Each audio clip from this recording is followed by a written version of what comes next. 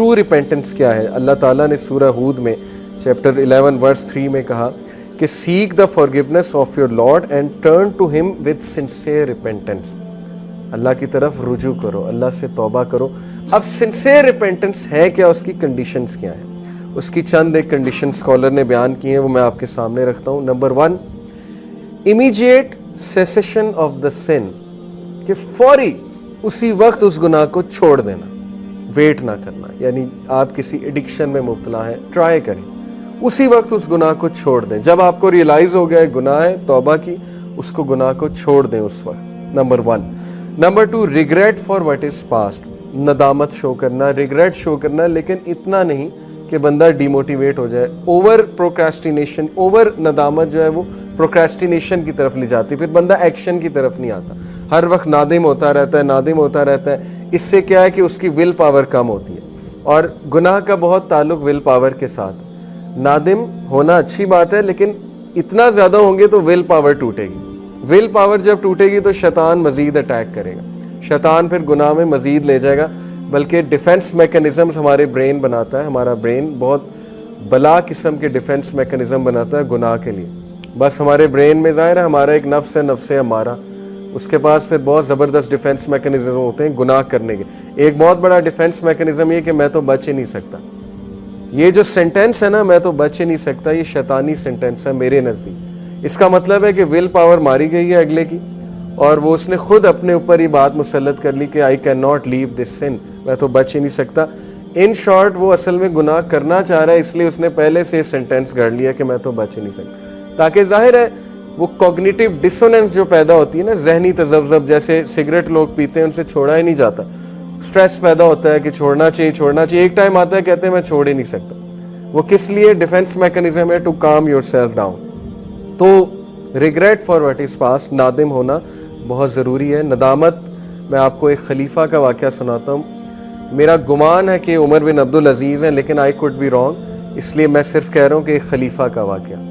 एक खलीफा थे, उनका पास्ट कुछ ऐसा था कि वो बहुत ही प्राउड किस्म के प्रिंस थे, उमैयद कैलिफ थे, और इतने प्राउड थे। उमैयद ज़ाहिर है कि उनके पास दौलत बहुत ज़्यादा थी, इतने प्राउड थे कि एक बार उन्होंने अपने स्लेव बॉय को कहा, अपना जो वो था लड़का था या जो भी था बंदा था, कि मुझे पानी पिलाओ, तो वो भूल गया पानी पिलाना। अब इतना प्राइड था, इतना गुस्सा था कि उन्होंने उस बंदे को जो गुलाम था धूप में खड़ा करवा दिया, और धूप में खड़ा करवाया, उसके बाद भूल गए या जो भी हुआ, वो बंदे की डेथ हो गई धूप में खड़ा होने से। यानी सहरा में धूप में खड़ा कर दिया कि इसकी जुर्रत कैसे हुई कि इसने मुझे पानी नहीं पिलाया, ये भूल कैसे गया मेरी खिदमत करना।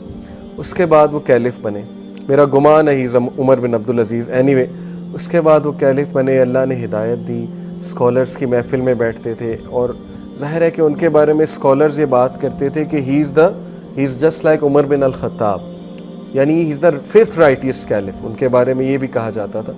और इतने उनके सदका जारी हैं कि मैं आपको बता नहीं सकता उन्होंने क्या क्या चीज़ जारी की उम्मत मुस्लिमा के लिए। लेकिन अक्सर एक स्कॉलर ने उन्हें जो है वो दुआ दी कि कहते हैं मैं गवाही देता हूँ कि आप जन्नती इंसान। एक स्कॉलर ने उन्हें कहा, तो ही स्टार्टेड टू क्राई, और बहुत रोए। तो स्कॉलर ने कहा कि आपके रोने की वजह नहीं समझ आई, ये तो मैंने अच्छी बात बताई है। तो ही सेड कि how can I go to जन्ना when he stands in my way, मैं कैसे जन्नत में जाऊंगा जब वो शख्स मेरे सामने खड़ा हुआ है, मेरी रुकावट है। यानी नादिम होना, नदामत है। हालांकि आई एम श्योर अल्लाह ताला ने उन्हें फॉरगिव कर दिया होगा, क्योंकि ही एक्नॉलेज्ड हिज सिन, लेकिन नदामत एंड तक रही कि नहीं, मुझसे बहुत बड़ी ज्यादती हुई थी, मैंने बहुत जो है वो गलत काम किया था। सो नदामत होना ये अच्छी बात है, ये हमें हम्बल करता है। अगर इंसान गुनाह ना करता तो मुतकब्बिर बन जाता, ये बात याद रखें। लेकिन इसका मतलब नहीं हम गुनाह करें, गुनाह हो जाते हैं, और गुनाह जब होते हैं तो फिर इंसान के लिए एक लेसन होता है, नदामत होती है कि कैसी आकड़ है, तुम तो गुनाहगार इंसान हो, ठीक है। तो इसलिए नदामत। तीसरी जो कंडीशन है, determination not to return to the sin, पक्की डिटर्मिनेशन आप में होनी चाहिए कि अब मैंने वापस नहीं जाना गुनाह की तरफ। ये सबसे मुश्किल स्टेप है। लोग पहली दो कर लेते हैं, तौबा भी कर लेते हैं, उसके बाद रिग्रेट भी करते हैं, नदामत भी करते हैं, लेकिन बैक ऑफ द माइंड उनके माइंड में होता है कि ये तो मैं दोबारा करूँ ही करूँ, क्योंकि मेरे से तो ये छोड़ा ही नहीं जा रहा, मैं तो फिसलूँ ही फिसलूँ, ठीक है ना। पहले ही डिफेंस मैकेनिज्म बना लिया, तो ये ट्रू रिपेंटेंस नहीं है। लेकिन हैविंग सेड इट, शेख साले अल मुनज्जिद का आपको फतवा बताता हूँ। उनसे किसी ने पूछा कि ट्रू रिपेंटेंस की कंडीशन है कि दोबारा उस गुनाह की तरफ मत जाओ। उन्होंने कहा ये ऐसे ही है। तो उसने कहा कि लेकिन मैं तो बार बार जाता हूँ। तो उन्होंने इसका बड़ा अच्छा जवाब दिया कि अगर तो वाकई आपने ट्रू रिपेंटेंस की थी और आपका पक्का इरादा था कि मैं नहीं जाऊँगा, अल्लाह तो नियत जानता है ना, आपका पक्का इरादा था मैं नहीं जाऊँगा, तो वो वाला गुनाह एलिमिनेट हो गया। उसके बाद जब वो सेम गुनाह आपने किया तो वो न्यू सिन काउंट होगा। समझ रहे हैं बात? यानी वो न्यू सिन है।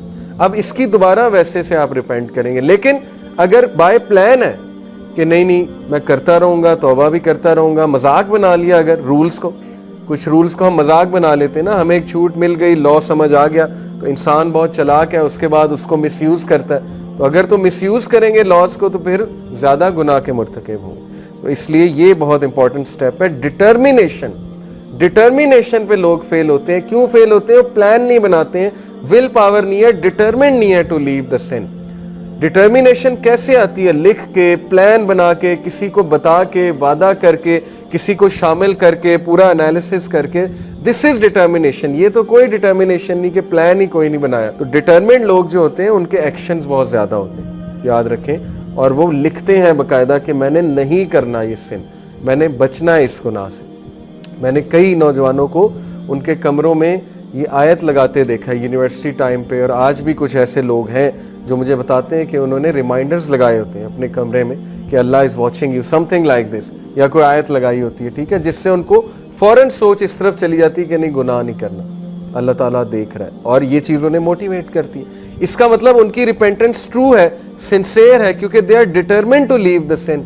वो डिटरमिन्ड है गुनाह छोड़ने के लिए। ओके, तो ये स्टेप बहुत मुश्किल है, लेकिन ये बहुत ज़बरदस्त कंडीशन है ट्रू रिपेंटेंस की।